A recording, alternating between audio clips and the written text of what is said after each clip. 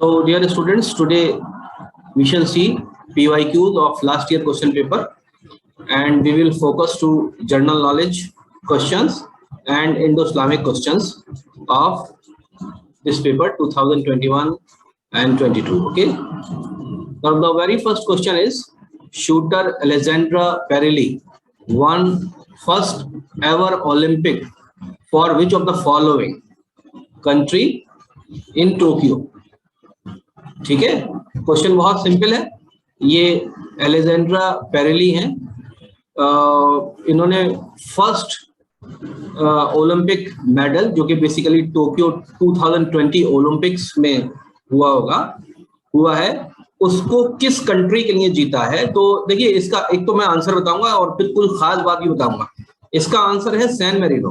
ठीक है, सब लोगों ने सुन लिया अच्छे तरीके से? Yes sir. Now you see, अब खास बात सुनिए। आमतौर से जो क्वेश्चन पेपर, अब जो मैं बात बता रहा हूं ना, ये आपको कोई बताएगा नहीं, ये बात याद रखिएगा। आमतौर से जो क्वेश्चन पेपर सेट होता है वो मार्च और अप्रैल के महीने के अंदर होता है। जब अप्रैल के अंदर क्वेश्चन पेपर हो रहा होता है तो जनवरी और फरवरी के महीने में क्वेश्चन पेपर सेट होता है। ठीक है, अब देखिए क्या दिखाता हूं मैं आपको, ध्यान से सुनिए। Now you see, it is a page of Indian Express. ये क्वेश्चन पेपर, ये न्यूज़पेपर है इंडियन एक्सप्रेस का। किस तारीख का क्वेश्चन पेपर है ये? इसको मैं थोड़ा सा बड़ा करके दिखा दूं। यहाँ पे आप देखेंगे 19 मार्च 2022 का क्वेश्चन पेपर। ये तो आज की तारीख बता रहे हैं। क्वेश्चन इसकी क्या नाम है, न्यूज़पेपर की तारीख क्या है? देखिए 30 जुलाई 2021, ये तारीख देख रहे हैं आप न्यूज़पेपर की। तो पिछली बार देर में हुआ था, सितंबर में होना था, तो उससे कुछ महीने पहले तो क्वेश्चन पेपर बनने के लिए दिया जाता है। जब डिसाइड हो जाता है कि क्वेश्चन पेपर कब, क्वेश्चन बेसिकली कब लिया जाए, वो सॉरी क्वेश्चन पेपर किस दिन होना है, जब शेड्यूल तय होता है उसी वक्त क्वेश्चन पेपर बनने के लिए भी दिया जाता है। तो जाहिर सी बात है, ये 30 जुलाई को तो न्यूज़पेपर में आई थी। ये न्यूज़ क्या है? Alexandra Perilli created history by winning the first ever Olympic medal for San Marino. देखा आपने? तो ये तो इससे आपको ये अंदाजा होना चाहिए कि आपको कितनी पहले से क्वेश्चन न्यूज़पेपर देखते रहने चाहिए, या कितनी पहले के करंट अफेयर आप आमतौर से पूछे जाते हैं। बात समझ में? ये आपके जो है वो अलेक्जेंड्रा पेरेली हैं। इनका मैंने वीडियो भी देखा था, क्योंकि ये एक स्पोर्ट्स चैनल है CGTN, इसको मैंने सब्सक्राइब कर रखा है। तो ये इनका वीडियो था जस्ट मतलब इन्होंने जब प्राइज रिसीव किया था उसके बाद का था, है ना। और ये 30 जुलाई का वीडियो, 30 जुलाई 2021। तो ये मैं थोड़ा सा दिखाना चाह रहा था आपको कि बेसिकली क्वेश्चन पेपर जब सेट करते हैं तो करंट अफेयर बेसिकली किस तरीके से या कब के आते हैं या किस तरह के आते हैं। ठीक है, कुछ समझ में आया आप लोगों के? Yes sir. Yes sir. अब क्या करोगे तुम लोग? सारे न्यूज़पेपर डाउनलोड कर लोगे?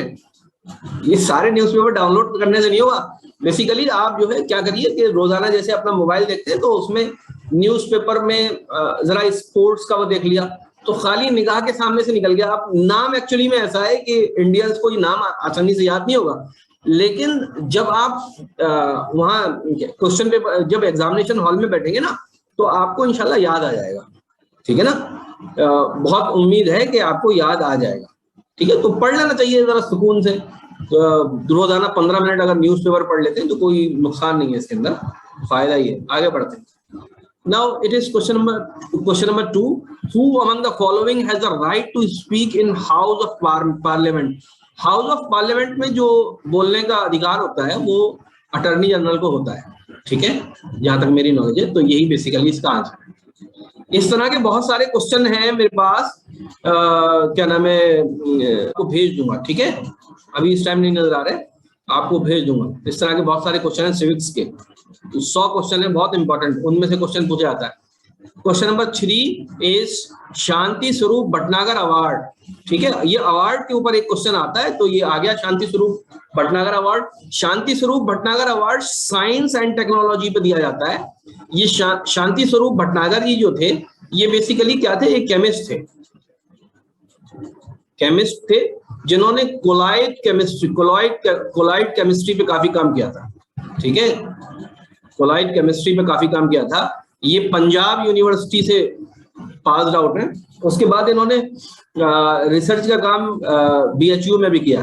ठीक है, और ये बहुत ही रिनोड साइंटिस्ट हैं और केमिस्ट्री में इन्होंने काफी काम किया। और इनके नाम पर ये जो अवार्ड है, ये 1960 से ये अवार्ड देना शुरू हुआ है और बड़ा ही अच्छा अवार्ड है। ये 1960 के बाद से दिया जा रहा है साइंस एंड टेक्नोलॉजी में। आगे बढ़ते हैं।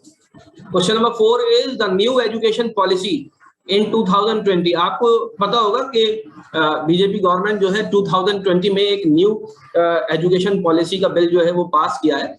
तो उसके लिए एक क्वेश्चन है, previous national policy of education was adopted in the year. तो इससे जस्ट पहली वाली जो थी वो 1986 थी। 1986 में प्रीवियस एजुकेशन पॉलिसी थी। जहां तक मुझे याद है कि 1968 में पहली एजुकेशन पॉलिसी थी, जो बेसिकली इंदिरा गांधी जी ने लॉन्च करी थी। उसके बाद 1986 में ये दूसरी आई और उसके बाद ये 2020 में तीसरी एजुकेशन पॉलिसी आई। ठीक है, तो इसमें मुख्तलिफ राइट्स दिए गए, थोड़े से रिफॉर्म किए गए। 2020 में तो अच्छे खासे रिफॉर्म किए गए, पॉलिसी के अंदर चेंजेस किए गए। तो ये बात आपको याद रहनी चाहिए। आगे बढ़ते, question number 5 is as per 2011 census the least densely populated state of India is, इसका जो आंसर है वो अरुणाचल प्रदेश है। लीस्ट डेंसली पॉपुलेटेड मतलब 1000 किलोमीटर या 1 किलोमीटर स्क्वायर में कितने लोग रहते हैं, इससे डेंसिटी पता लगती है। डेंसली पॉपुलेटेड स्टेट कौन सा है इंडिया का? डेंसली पॉपुलेटेड स्टेट जो है वो बेसिकली यूनियन टेरिटरी है दिल्ली। बात समझ में आ रही है? ठीक है, और लीस्ट डेंसली पॉपुलेटेड कौन सा है? ये अरुणाचल प्रदेश है। ठीक है, आंध्र प्रदेश से आप कंफ्यूज मत होइएगा। अरुणाचल प्रदेश बेसिकली कहां पर है? नॉर्थ ईस्ट में जो हमारे स्टेट्स हैं, जो 7 सिस्टर्स कहलाते हैं, उनमें से एक स्टेट है अरुणाचल प्रदेश। आंध्र प्रदेश बेसिकली साउथ के अंदर है, जिसको AP भी कहते हैं। ठीक है, आगे बढ़ते हैं। Question number 6 is Sonal Mansingh is associated. Sonal Mansingh basically Bharatanatyam से एसोसिएटेड है। ठीक है, भरतनाट्यम एक क्लासिकल डांस होता है। इसके बारे में मैं थोड़ी सी और बात करना चाहूंगा। आपको दिखाऊंगा हु इज सोनल मानसिंह। ये है सोनल मानसिंह।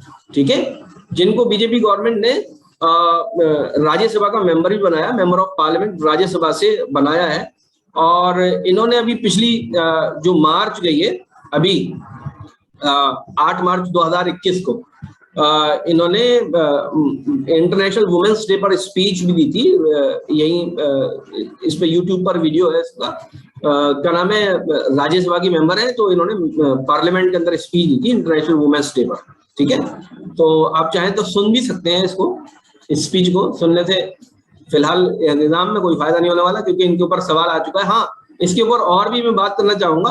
भारतनाट्यम का जैसे सवाल आ गया, अब और भी बहुत सारे डांस होते हैं, क्लासिकल डांस होते हैं, जैसे कथकली होता है, और भी कई डांस। जैसे कथकली आपका कहाँ का डांस है? केरला का डांस है। तो इसके ऊपर भी मेरे पास बहुत सारे क्वेश्चंस हैं, ये मैं आपको दे दूंगा।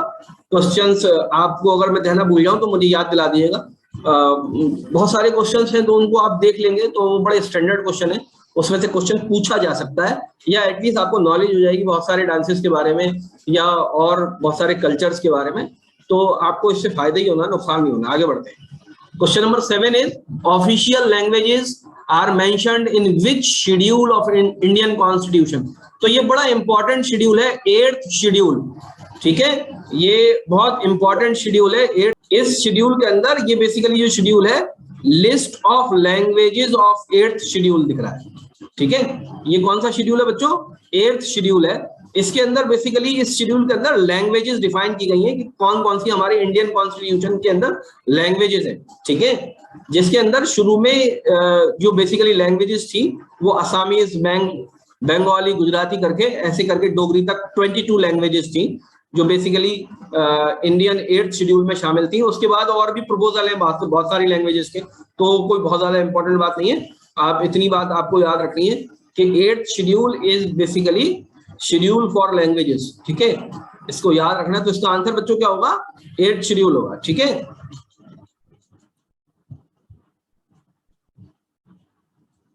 Now Suman scheme of the government of India is related to, Suman जो स्कीम है वो basically prevention of maternal and newborn death, ठीक है। ये जो स्कीम थी इसके बारे में जो मैंने लिखा है, सुमन को जो basically Suman is abbreviated to Surakshit Matritva आश्वासन, ये बेसिकली इस स्कीम का नाम है, ठीक है। तो उसको शॉर्ट करके क्या लिखा है? सुमन लिखा है। Suman has been launched by ministry of health and family welfare on 10th of October 2019, ठीक है।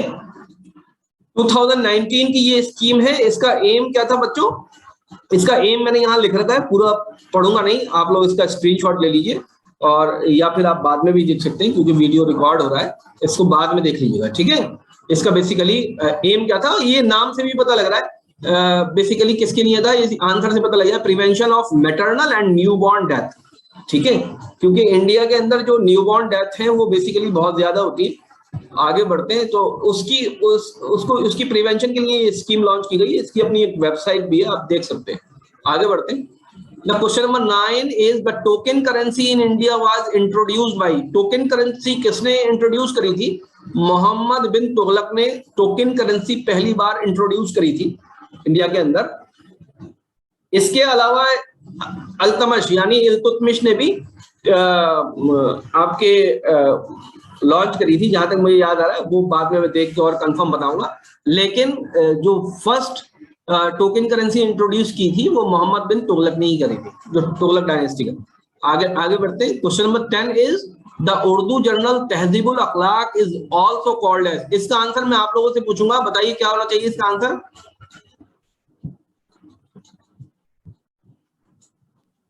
Sir option B. Option B, Mohammedan culture of manners, Mohammedan social reformer, Mohammedan social reformer. और बताइए इसका आंसर बच्चों सी है। इसका आंसर क्या है? इसका आंसर सी है। इसको मैं आप लोगों को दिखाना भी चाहता हूं।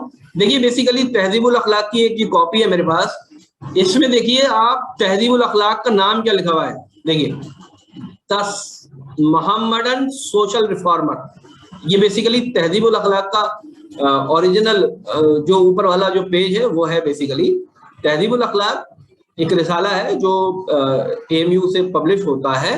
अब इसको जब आगे चलते हैं तो इसका जो आपके इसके बारे में ये पूरी सारी चीज लिखी हुई है, पूरे ये मेरे पास ये एक पेपर है। इसके अंदर आप देखेंगे कि यहां से यहां तक इसको पढ़ेंगे तो आपको समझ में आ जाएगा कि तहजीबुल अखलाक का एक्चुअल नाम क्या है। कह रहे हैं the English translation of journals cover page says Mohammedan social reformer, ठीक है। तो इसका सही आंसर क्या है बच्चों? इसका सही आंसर बेसिकली ये सी है, ठीक है। समझ में आ गई बात? Yes sir. Yes sir. Yes sir. ठीक है।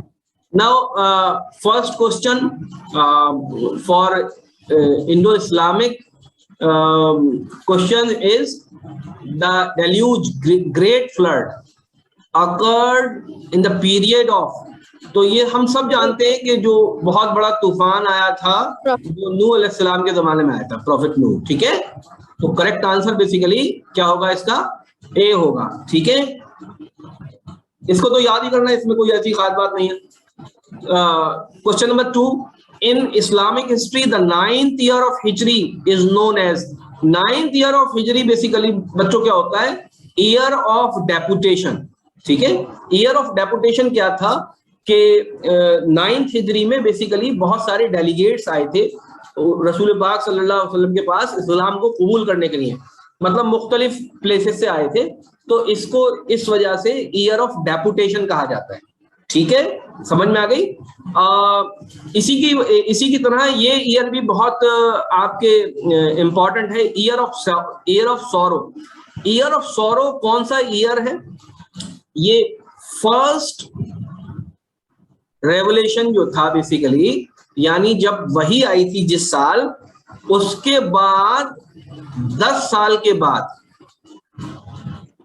जिसमें हजरत खदीजा रजी अल्लाह ताला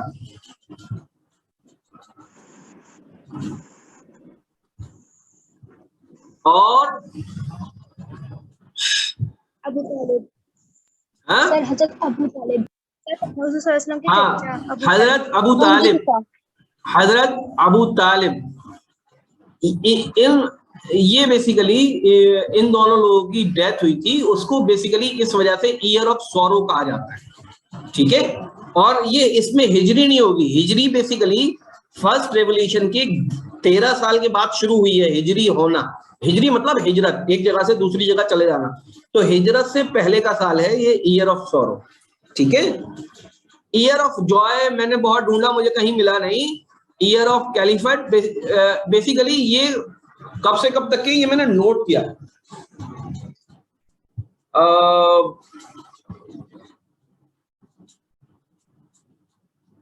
ये 632 से लेकर 661 सीई यानी कॉमन एरा, ठीक है। 600 करंट एरा 632 से लेकर 661 तक की जो साल है, इनको ईयर ऑफ कैलिफेट कहा जाता है। और ईयर ऑफ सॉरो का जो बेसिकली डेट है वो 619 करंट एरा, ठीक है। और ये जो मैंने आगे वो लिखी है फर्स्ट रेवोल्यूशन प्लस 10 इयर्स जो है, तो उसके बाद वाली चीज ये भी बेसिकली यहाँ पर। इसके साथ साथ एक बच्चों और इंपॉर्टेंट है एक चीज, year of elephant. Year of elephant कौन सा ईयर है बच्चों, बताइए जल्दी से। ये ईयर ऑफ एलिफेंट जी 570 से 71 भी बोल लेते हैं। और ये बेसिकली वो साल है जिसमें आप सल्लल्लाहु अलैहि वसल्लम यानी आखिरी पैगंबर रसूल जो है वो बॉर्न हुए, पैदा हुए, ठीक है, बात समझ में आई। और इसको क्यों कहा जाता है ईयर ऑफ एलिफेंट, क्योंकि बेसिकली एक एबेसिनिया का एक राजा था अब्रहा, उसने हाथियों के साथ मक्के पर आपके मक्के को फतेह करने के लिए हाथियों के साथ जो है वो हमले की नियत से आया था, ठीक है। तो इसको ईयर ऑफ एलिफेंट कहा जाता है। तो ये भी याद रखने वाली बात है, क्योंकि कुछ भी आ सकता है, क्वेश्चन तो रिपीट नहीं होगा, लेकिन उसके जो और ऑप्शंस हैं उनकी बात करना जरूरी है, ठीक है। आगे बढ़ते हैं। Question number 3, sir Syed Ahmad Khan died on, ठीक है, बहुत ही सिंपल बात है। 27 मार्च 1898 में सर सैयद अहमद खान की डेथ हुई है। कहां पर डेथ हुई है? अलीगढ़ में ही डेथ हुई है, ठीक है, यही डेथ हुई है अलीगढ़ में। आप सर सैयद अहमद खान कब पैदा हुए? 17 अक्टूबर 1817 में। कहां पैदा हुए बच्चों? दिल्ली में, ठीक है, ये याद रखिएगा। बॉर्न हुए हैं वो, ये बॉर्न की तारीख है और ये डेथ की तारीख है जो पूछिए। तो ऑप्शन बी सही है ना बच्चों, ऑप्शन इसका? Yes sir. आगे बढ़ते हैं।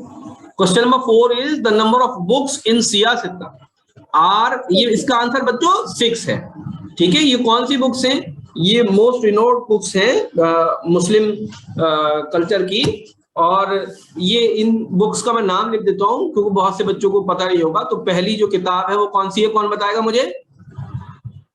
बुखारी, सही बुखारी सर, सही बुखारी। सही बुखारी। दूसरी किताब कौन बताएगा? सही तिर्मिदी। हाँ, सही मुस्लिम करेंगे बेटा पहले हम। तीसरी कौन सी है? सुनन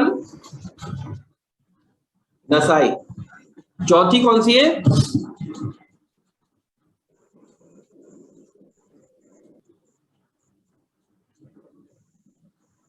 अबू दाऊद। फिर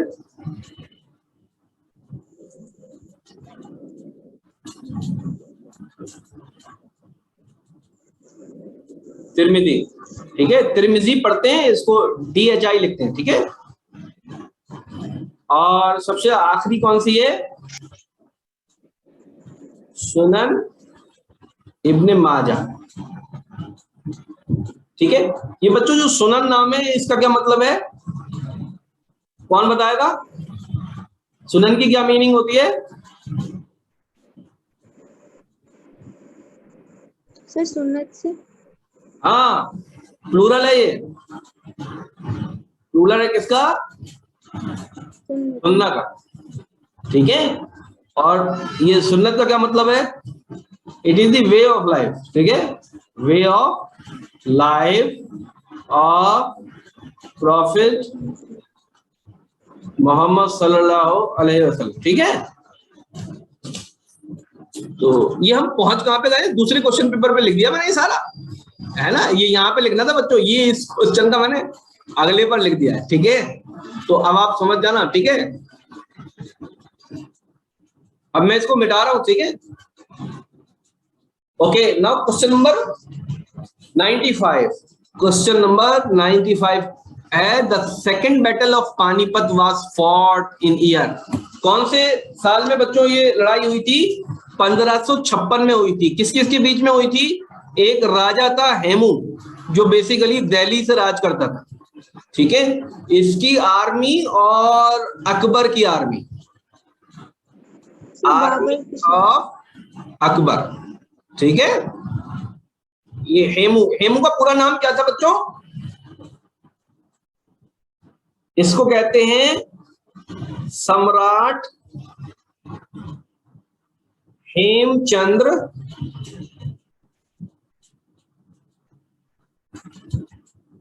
विक्रमादित्य, ठीक है।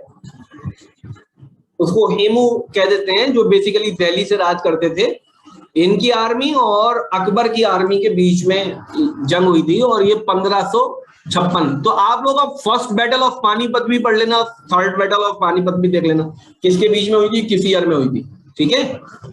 आगे बढ़ते हैं। Question number 6 is Ghiyasuddin Balban succeeded.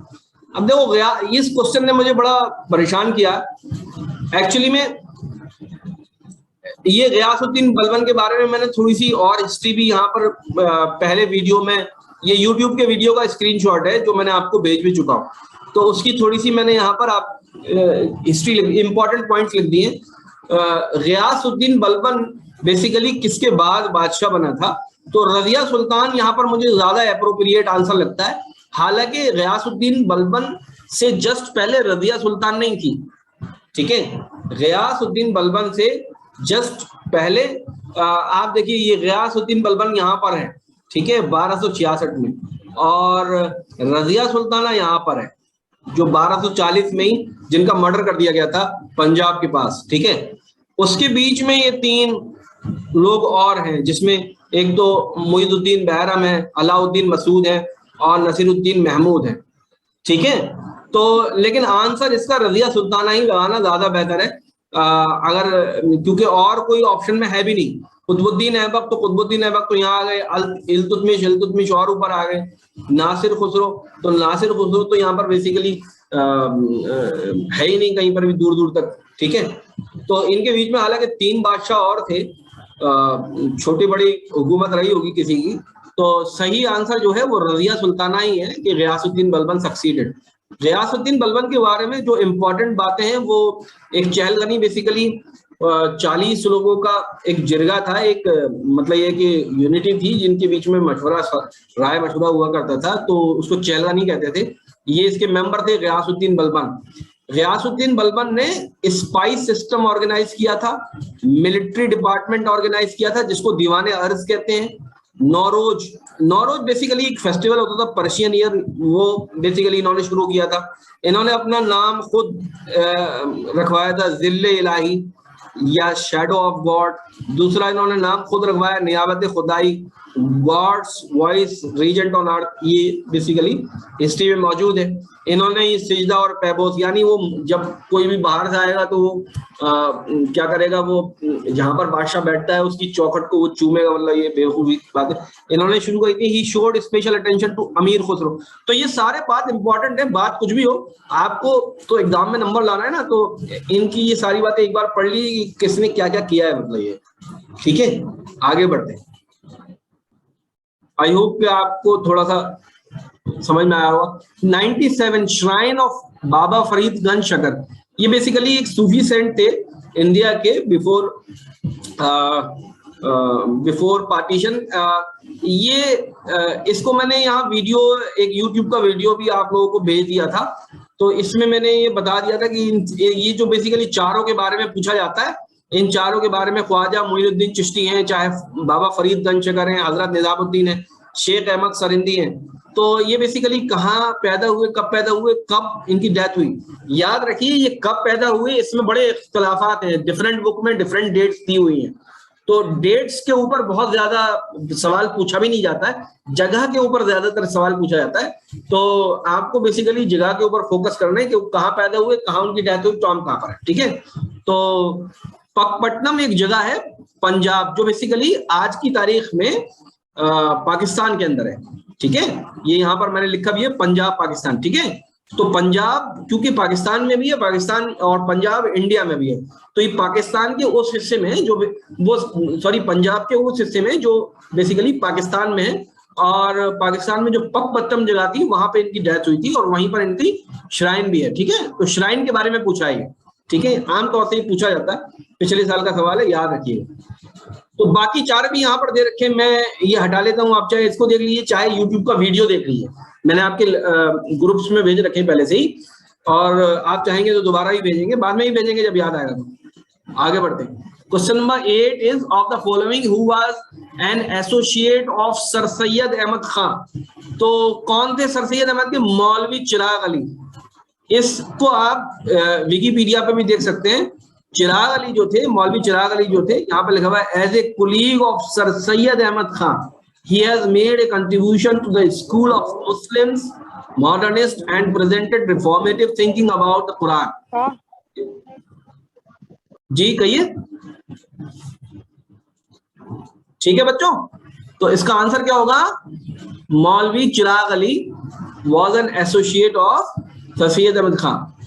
Books not authored by Maulana Shibli, ठीक है। तो देखिए मौलाना शिबली जो थे, जो बेसिकली आजमगढ़ के थे, अल फारूक ये भी उन्होंने लिखी है, इल्मुल कलाम भी लिखी है, इमाम अबू हनीफा ये भी उन्होंने लिखी है।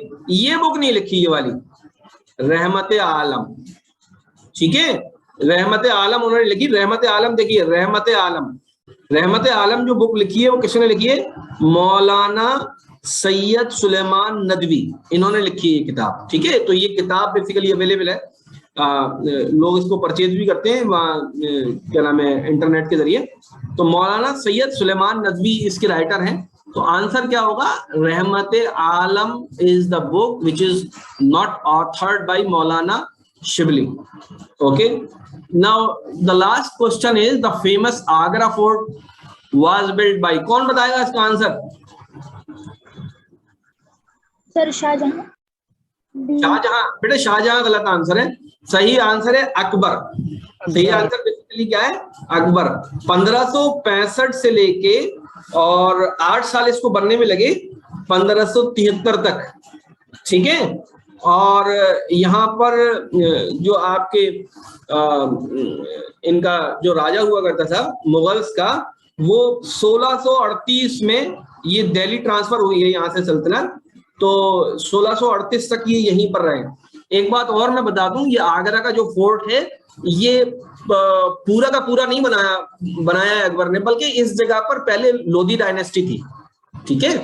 तो उसके जो राजा थे, जहां तक मुझे याद है, मैं आपको और देख के बताऊंगा, वो जो जगह थी वहां इससे पहले जो लोग थे उनके ऊपर इन्होंने क्या किया था कि कब्जा किया था। उसके बाद तो पूरा का पूरा किला तो इन्होंने ही बनाया, लेकिन उससे पहले ये जो जगह थी वो इससे पहले के रूलर्स के लिए थी। ऐसा नहीं है कि आए और खेत पड़ा हुआ था, इन्होंने आके सीधे जो है किला बना दिया। ऐसा नहीं है, वो पहले से जगह आबाद थी, ठीक है।